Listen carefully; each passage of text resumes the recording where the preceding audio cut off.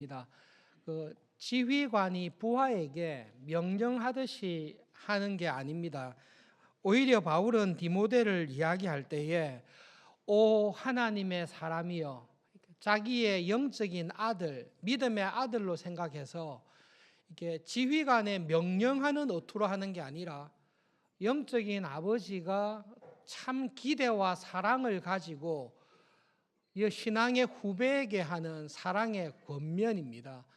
여러분 혹시 자녀들에게, 사랑하는 자녀들에게 권면할 일이 있으실 때에 정말로 자녀를 사랑해서 아버지가 아들아, 참 믿음의 아들아, 내가 너에게 권할 것이 있다, 그 심정으로 바울이 디모데에게 권하고 있습니다.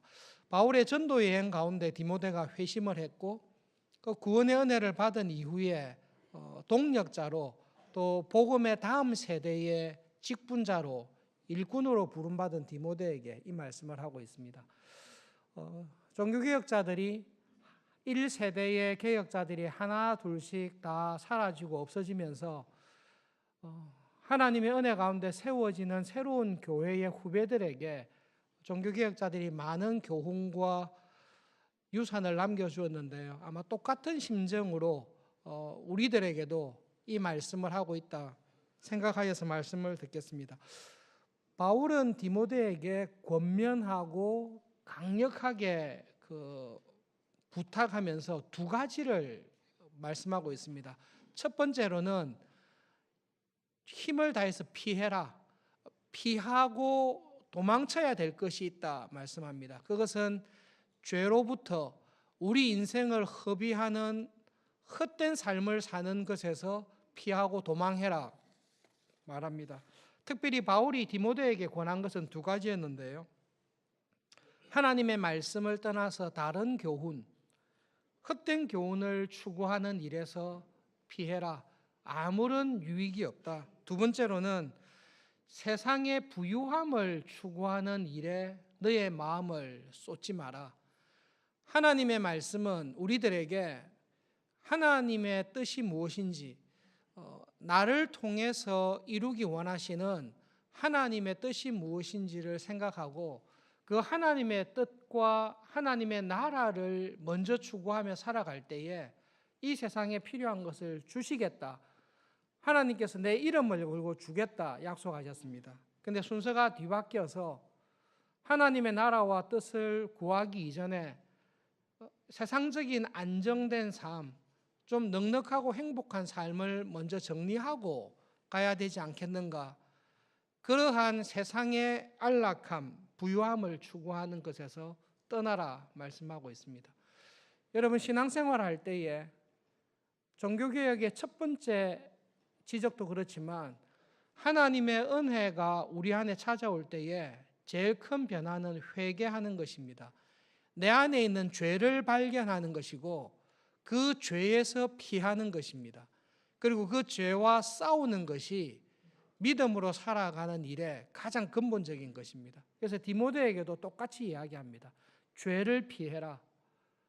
그리고 하나님께서 좋아하지 아니하는 그러한 습관과 그러한 성품을 싸워서 이겨라고 말씀합니다.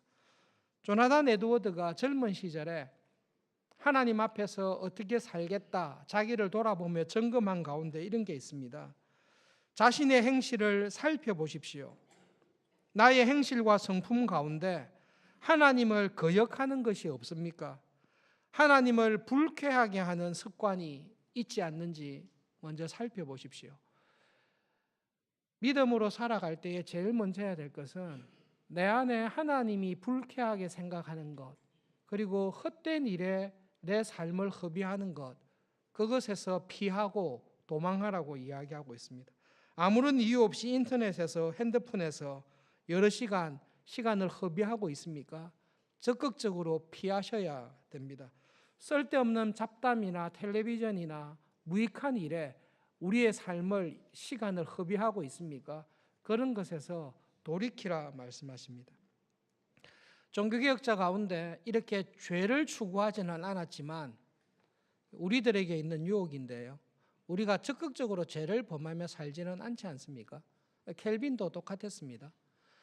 젊은 시절에 기독교 강요 초판을 썼습니다.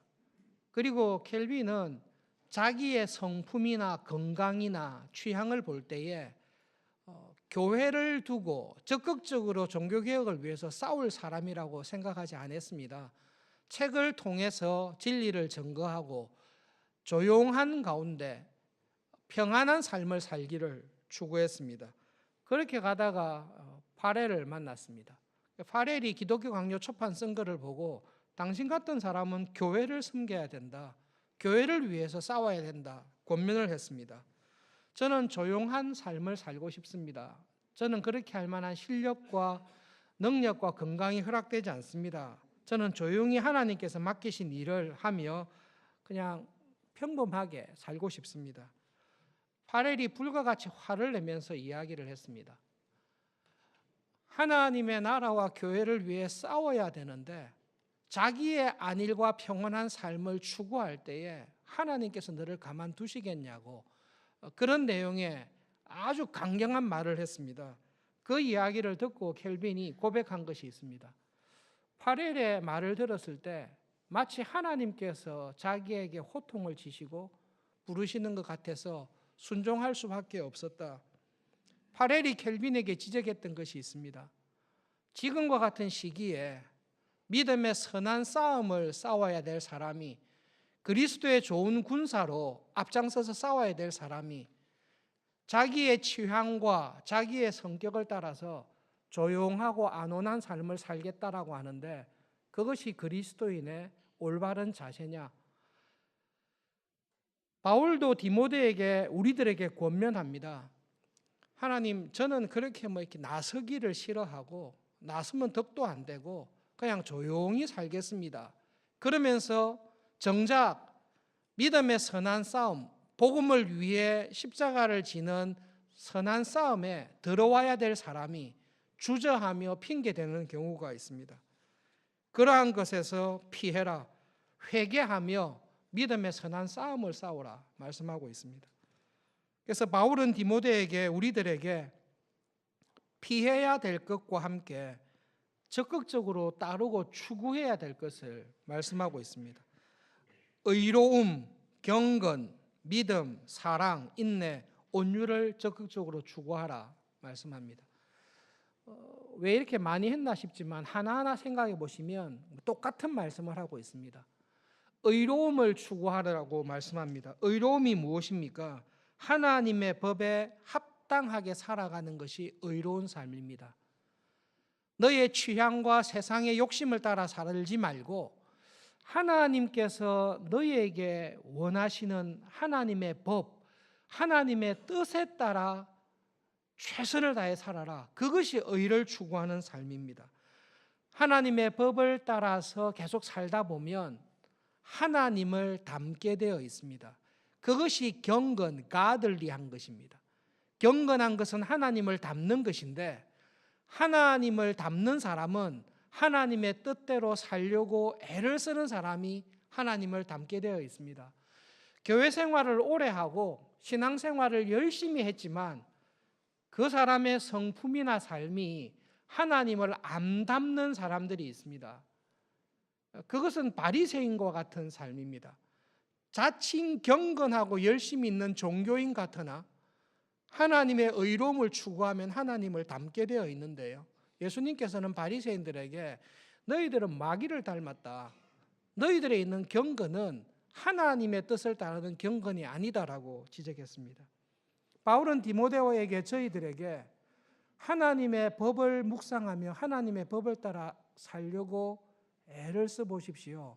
그러면 성령님께서 우리의 성품과 삶을 하나님을 닮은 사람으로 점점 변화시켜 주십니다. 그렇게 하나님을 닮아가는 경건한 삶을 추구할 때에 믿음으로 삽니다. 내가 이런 삶을 살 때 하나님께서 모든 것을 채워주시고 붙잡아 주실 것이다라는 믿음 안에서 삽니다. 그 하나님을 믿는 믿음은 하나님 사랑과 이웃 사랑이라는 삶을 통해 반드시 열매를 맺습니다. 의로움을 추구하십시오. 어떻게 하면 하나님의 뜻에 따라 내가 살 수 있을까? 그렇게 살다 보면 하나님을 닮게 됩니다. 경건하게 됩니다. 그 경건한 삶을 추구할 때에 믿음을 놓치지 마시고 하나님과 이웃을 사랑하는 일을 추구하십시오. 그리고 그 삶을 살 때 인내하십시오. 힘들어서 포기하고 싶은 마음이 올 때에 포기하지 마시고 믿음의 선한 싸움을 싸울 때 인내하십시오. 그리고 그런 삶을 살 때 하나님에 대해 온유하십시오. 사람에 대해서도 온유하십시오. 바울은 디모데에게 그런 믿음의 사람이 되기를 진심으로 아버지의 마음으로 영적인 아들에게 진심으로 권하고 있습니다. 여러분, 신앙생활을 할 때에 예수님을 믿고 신앙생활을 할 때 꼭 기억하셔야 될 게 있는 게 예수님을 믿고 사는 삶은 영적인 싸움을 하는 삶이다라는 것을 꼭 기억하십시오. 믿음의 선한 싸움을 싸우시는 것이 신앙생활이지 영적인 싸움을 중단하거나 구경꾼이 되는 것은 신자의 삶이 아닙니다. 적극적으로 선한 싸움을 싸우십시오. 그리고 영생을 취하십시오. 하나님께서 은혜로 영생을 줬는데 바울은 동시에 하나님께서 주신 영생을 굳게 붙잡고 그 받은 영생을 놓치지 않도록 싸우라고 말씀하고 있습니다. 교인들 가운데 모든 것이 하나님의 은혜다라는 말을 오해하는 경우가 있습니다. 모든 것이 하나님의 은혜이기 때문에 내가 적극적으로 싸울 필요가 없고 열심히 신앙생활할 필요가 없다라고 오해하는 경우가 간혹 있습니다. 모든 것이 은혜다라는 말은 하나님께서 은혜로 다 해주시니까 나는 믿음 생활, 영적인 싸움을 등한히 해도 된다라는 말이 결코 아닙니다. 영생을 주셨고 믿음의 싸움을, 죄와의 싸움을 하도록 불러주셔서 내 삶은 믿고 난 이후에 계속 영적으로 싸우는 삶입니다. 갈수록 숨어 있었던 죄가 드러나고 그 죄를 이기기 위해서 최선을 다합니다. 그런데 뒤돌아보니 내가 이 믿음의 선한 싸움, 죄와의 싸움, 이 싸움에서 물러서지 않고 부족하고 실수가 있었지만 끝까지 이 싸움을 하게 된 것이 뒤돌아보니 하나님의 은혜였습니다. 그것이 모든 것이 하나님의 은혜다라는 말입니다. 하나님의 은혜가 없었다면, 때를 따라 돕는 은혜가, 위로가 없었다면 제가 그 싸움에서 실족했을 것입니다. 제가 그 싸움에서 포기했을 것입니다. 그런데 그때마다 하나님께서 저를 일으켜 주셨습니다. 내가 무너질 수밖에 없는 그 순간에 하나님께서 저에게 다시 일어날 수 있는 위로와 은혜를 주셨습니다. 모든 것이 하나님의 은혜였습니다. 그 말입니다. 바울은 디모데에게, 우리에게 혹시 지쳐 있거나 믿음의 선한 싸움을 싸우는 최전방에서 물러나서 쉬고 있는 우리들에게 믿음의 선한 싸움을 싸우십시오. 영생을 취하십시오. 앉아 있으면 영생이 저절로 오는 게 아닙니다. 믿음의 싸움을 싸우라고 권면하고 있습니다. 종교개혁 500주년을 기념하면서 종교개혁자들의 삶을 여러 가지 형태로 1년 동안 돌아봤습니다. 종교개혁자들을 보시면 바울이 디모데에게 한 권면을 정확하게 알고 순종한 사람들입니다. 내 안에 있는 영적인 싸움이 무엇인지를 마틴 루터는 확실하게 깨달았습니다. 내 안에 하나님이 찾는 의로움이 없다라는 것을 분명히 깨달았습니다. 그리고 하나님 보시기에 의로움을 어떻게 얻을 수 있을까? 이것이 그의 삶의 최고의 문제였습니다. 어떻게 명성을 날릴까? 어떻게 성공할까? 세상에 부를 추구할까가 아니라 하나님 앞에서 보면 볼수록 내가 죄인인데 하나님 앞에서 죄인으로 살아가는 이 나를 어떻게 이길 수 있을까? 어떻게 여기서 구원받을 수 있을까? 그것이 우리의 삶의 가장 근본적인 문제입니다. 우리 교회에 출석하지 않는 그 안식교에서 모태신앙으로 자랐던 청년을 한 2달 전에 만났습니다. 평일날 밤 늦게 교회에 사무실에 공부할 게 있어서 왔는데 누군가가 교회에 들어가지 못하고 청년이 있어서 우리 교회 청년부는 아니었어요. 기도하고 싶어서 왔대요. 그럼 문을 열어주겠다. 소예배실에서 기도해라고. 무슨 문제로 고민하냐라고 물었을 때에 하나님 앞에서 내가 정말로 의인인지가 고민이 돼서 기도를 하고 싶다 이야기를 들었습니다. 여러 가지 일로 굉장히 위로가 되었어요. 지금도 이렇게 하나님 앞에서 나의 의로운 삶을 고민하는 신실한 청년들이 있구나. 그래서 왜 고민이 되냐? 자기는 안식교회에서 계속 자랐는데 이게 구원의 확신이 너무 갈등이 된다. 이야기를 나누고 기도하는 모습, 그 외에도 몇 번을 만난 적이 있습니다. 그렇게 하나님 앞에서 하나님의 의로움에 도달하지 못하는 내가 고민이 되는 것입니다. 그리고 그것을 통해 하나님께서 구원의 은혜가 무엇인지를 루터에게 가르쳐 주셨습니다. 루터와 같이 하나님의 말씀을 당대에 정확하게 알았던 말씀의 사람은 없습니다. 가톨릭에서 유명한 에크, 그리고 유명한 사도 루터의 편지, 여러 가지 글들이 왔을 때에 하나님께서 쓰신 사람들이 있는데, 믿음의 사람들이 있는데요, 그 사람들은 하나님의 의로움이 무엇인지를 말씀을 통해서 아는 사람들입니다. 요한 켈빈의 기독교 강요가 있습니다. 사판까지 썼지만 그 책은 대단한 책은 아닙니다. 일반 교인들이 그냥 읽을 수 있도록 입문서 비슷하게 썼습니다. 신구약 성경을 교회에 꾸준히 가르쳤습니다. 지금 남아있는 켈빈의 주석은 주석이기도 하지만 교회에 가르친 설교입니다. 지금은 거의 다 사라지고 불태워버렸지만 켈빈의 설교집을 읽어보시면 주석에서 기독교 강요에서 언급하지 아니한 깊고 풍성한 문제들을 교인들에게 얼마나 열심히 가르쳤는지 쉽게 알 수 있습니다. 하나님께서 쓰신 사람들이 특징이 있습니다. 자기 안에 있는 영적인 싸움이 무엇인지를 알고 그 싸움을 하나님의 은혜와 말씀을 통해 경험한 사람들입니다. 그리고 우리 시대에 우리 교회의 싸움이 무엇인지를 알고 하나님 앞에서 어떻게 교회가 서야 될지를 깨닫고 그 싸움에 쓰임받았던 사람입니다.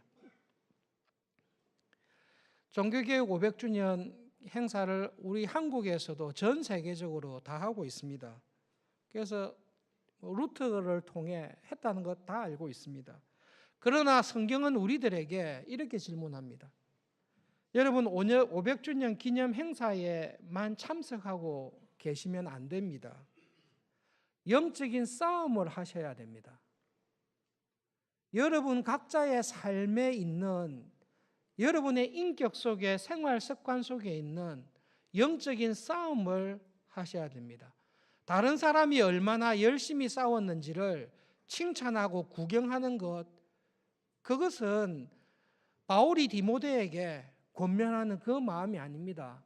종교개혁자들이 종교개혁의 후배인 우리들에게 간절하게 권하는 것은 우리와 같이 믿음의 선한 싸움을 싸우라는 것이지 그 싸움을 구경하는 구경꾼으로 내 취향에 맞는 평안하고 조용한 삶을 살라고 우리에게 허락하는 것이 아닙니다.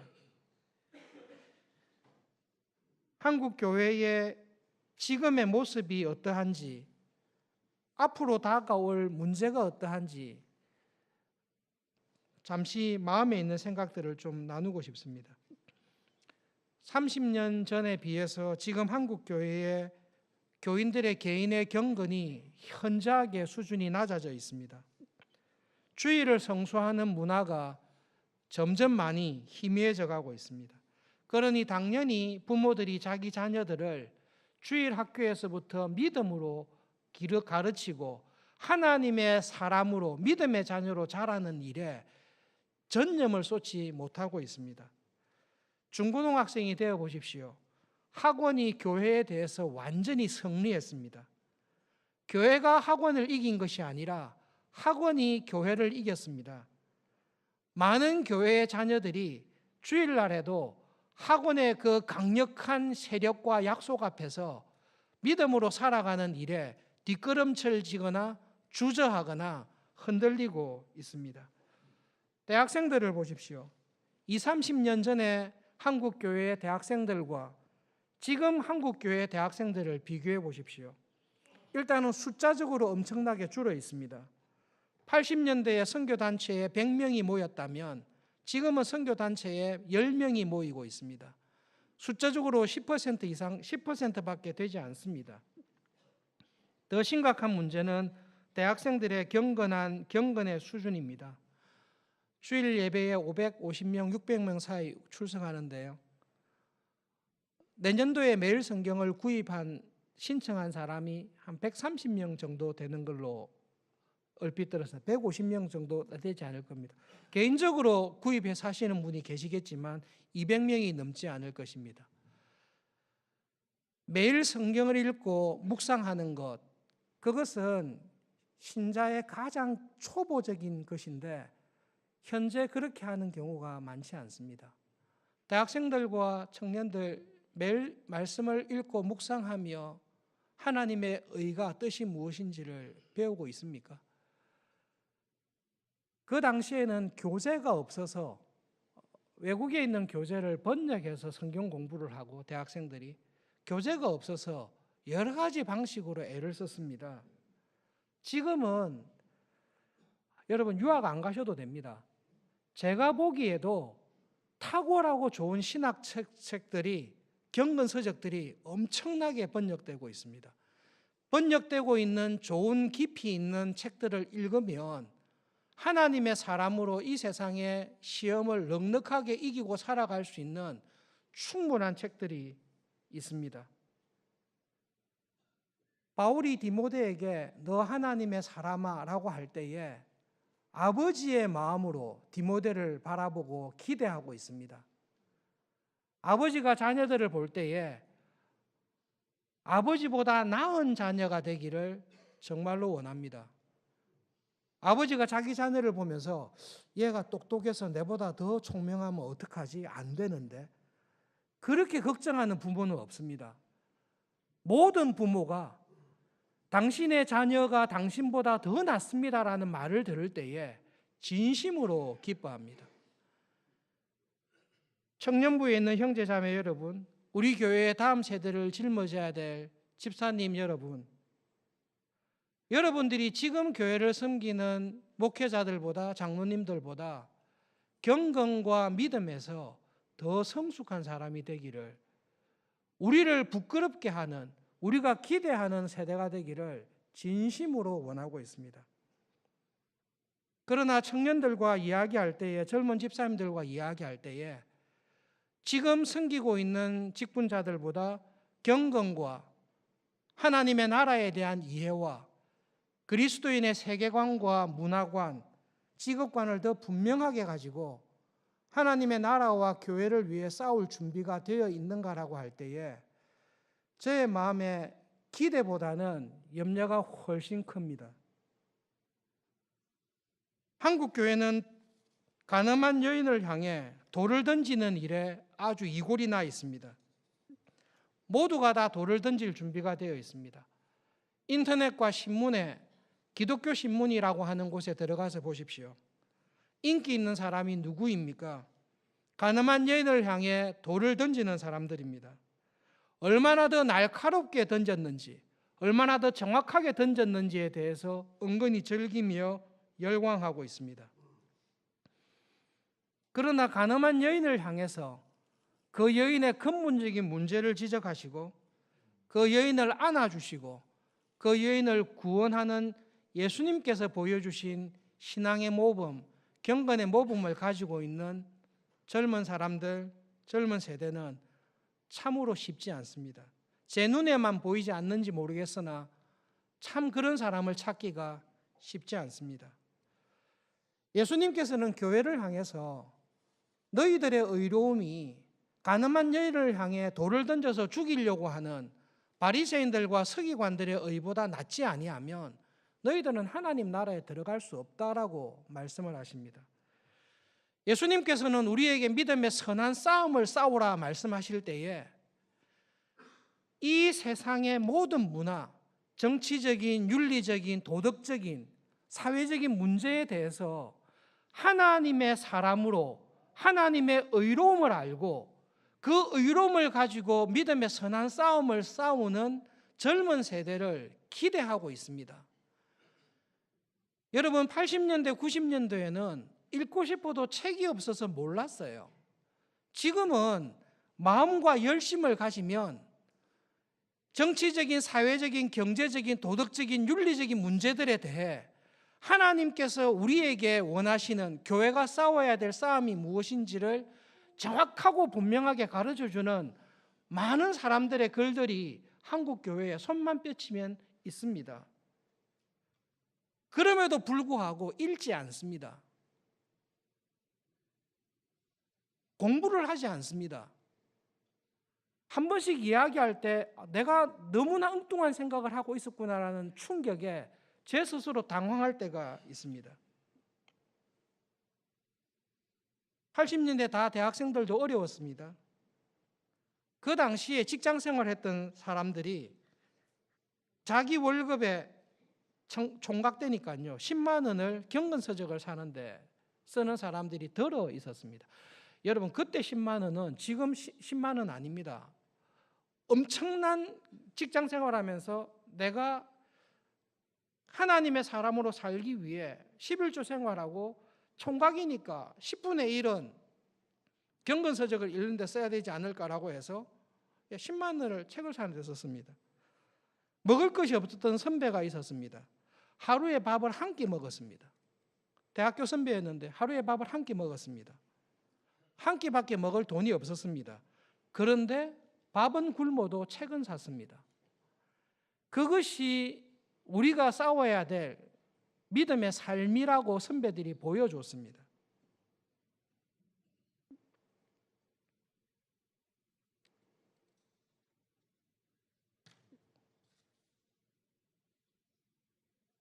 종교개혁자들의 글들과 삶을 볼 때에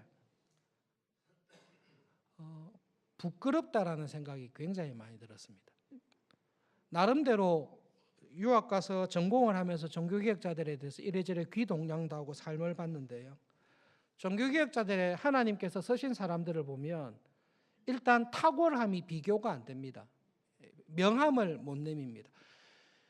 여러분, 하나님께서 쓴 사람을 자세히 들여다보시면 내 같은 사람은 이게 명함을 내면 안 되구나, 이게 목회하면 안 되구나, 그냥 하나님께서 쓰시는 대로 그냥 감사함으로 가야 되겠구나라는 게 겸손해서 그런 게 아니라 너무 훌륭하세요.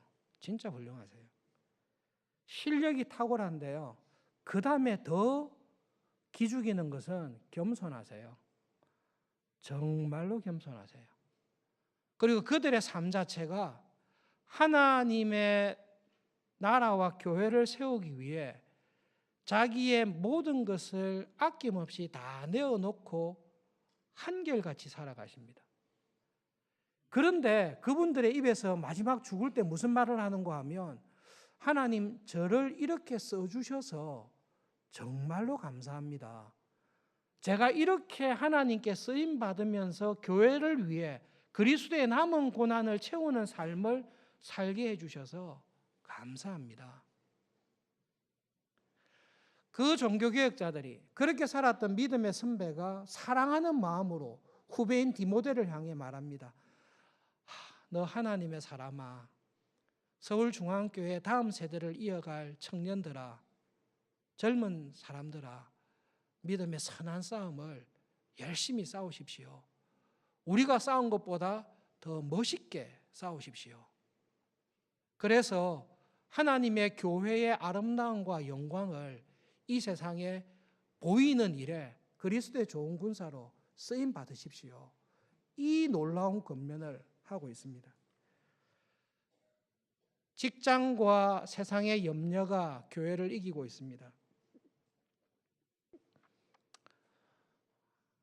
30대, 40대 전후로 40대 전후로 되신 집사님들 10년, 15년 싫든 좋든 주님께서 여러분을 부르셔서 교회의 직분자로 이 교회를 섬기는 일꾼으로 부르실 때가 있습니다.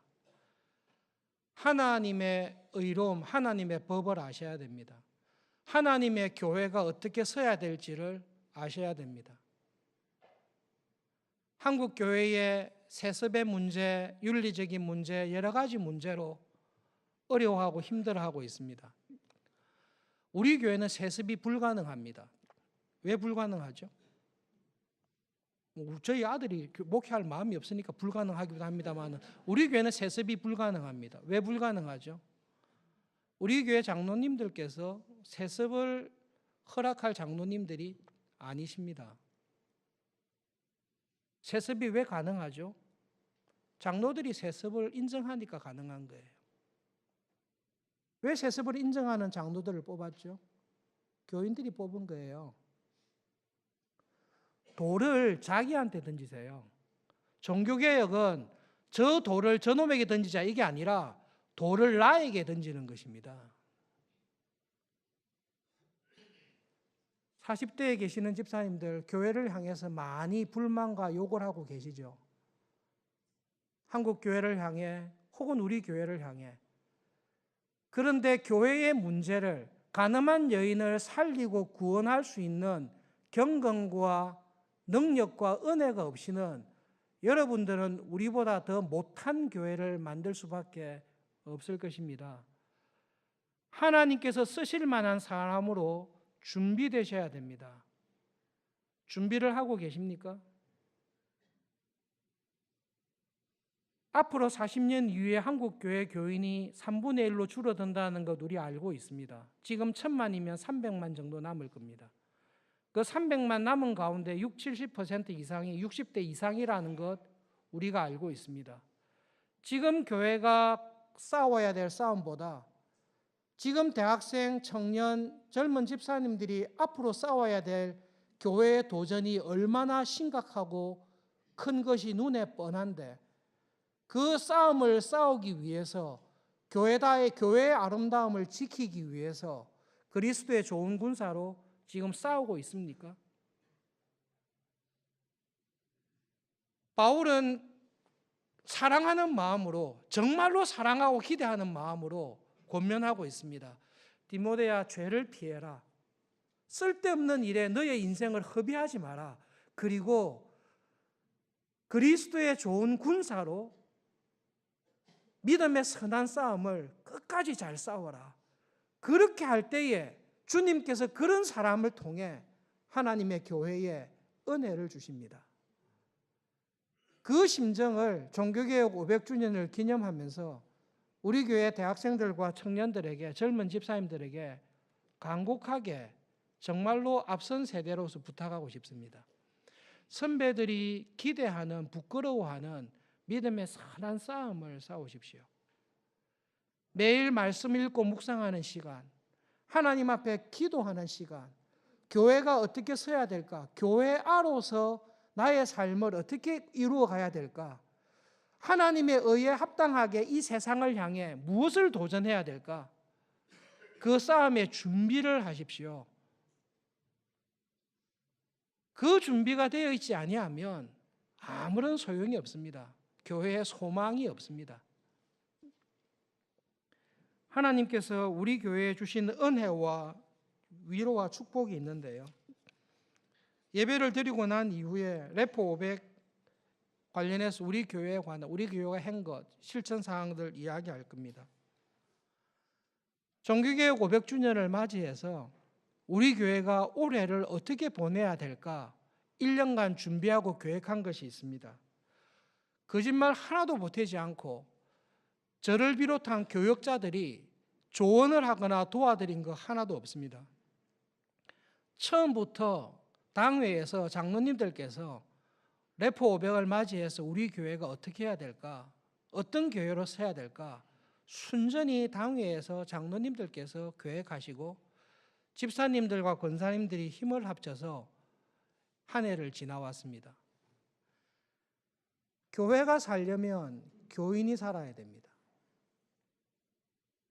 교회가 살려면 교인이 살아야 됩니다. 교회가 개혁이 되려면 교인이 개혁되어야 됩니다. 목사님들이 알면 되지 왜 우리까지 알아야 되냐? 그러실 거면 진짜 로마 가톨릭 교회로 가시면 됩니다. 로마 가톨릭 교회에서는 평신도들이 교황을 향해서 잔소리하는 것 용납도 안 하고 교황님께서 하시는 말씀이 하나님 말씀에 부합되든 부합되지 않든 그냥 교황님과 추기경님의 말씀에 순종하면 됩니다. 그러나 그 교회가 부족하기 때문에 교황님께서 내한테 말한다 할지라도 하나님의 말씀이 아니면 아니지 않습니까? 그것이 주님의 교회를 세우는 말씀의 뿌리를 박은 믿음의 선한 싸움을 싸우는 교인입니다. 하나님의 뜻을 알기 위해 애쓰고 있습니까? 성경과 좋은 책들을 읽으려고 애쓰고 있습니까?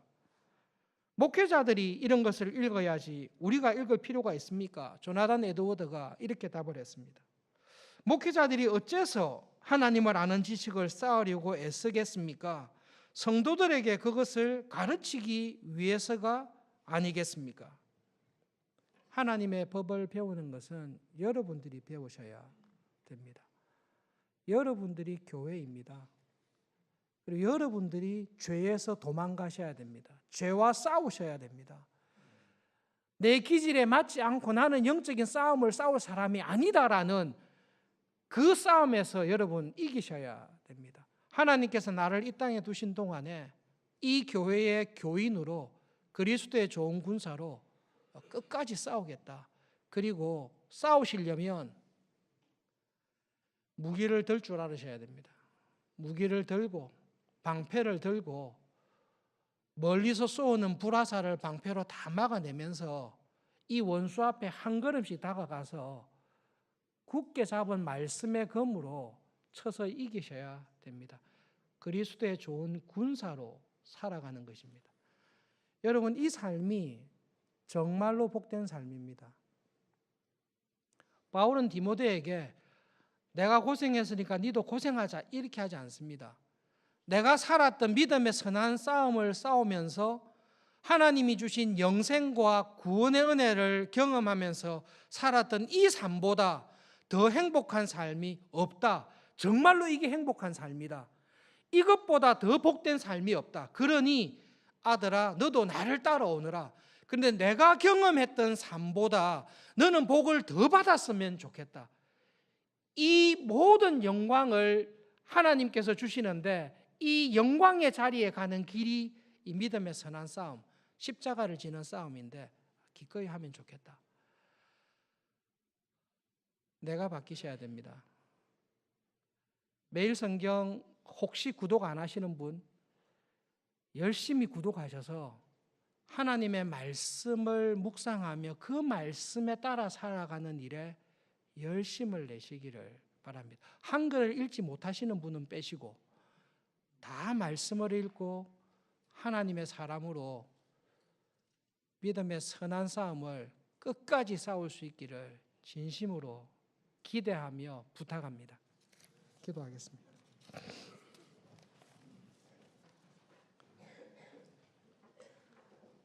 하나님 아버지, 저희 자녀들이 우리보다 더 나은 삶, 더 복되고 행복한 삶을 살기를 진심으로 소원합니다.